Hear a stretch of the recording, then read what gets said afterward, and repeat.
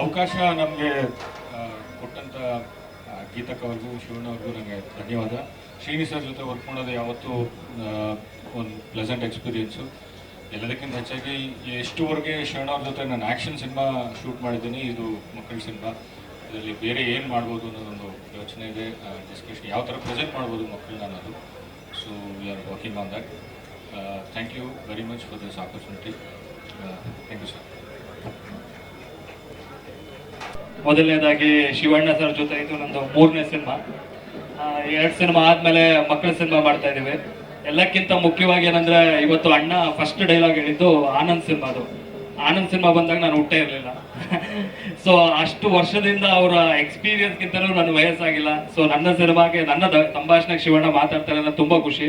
ಆಮೇಲೆ ಅವಕಾಶ ಕೊಟ್ಟಿರೋ ನಮ್ಮ ಗೀತಾ ಶಿವರಾಜ್ ಕುಮಾರ್ ಮೇಡಮ್ಗೆ ಇದು ಗೋಸ್ಟ್ ಟೈಮಲ್ಲೇ ಹೇಳಿದ್ರು. ಸೊ ಅವರಿಗೂ ಒಂದು ದೊಡ್ಡ ಥ್ಯಾಂಕ್ಸ್.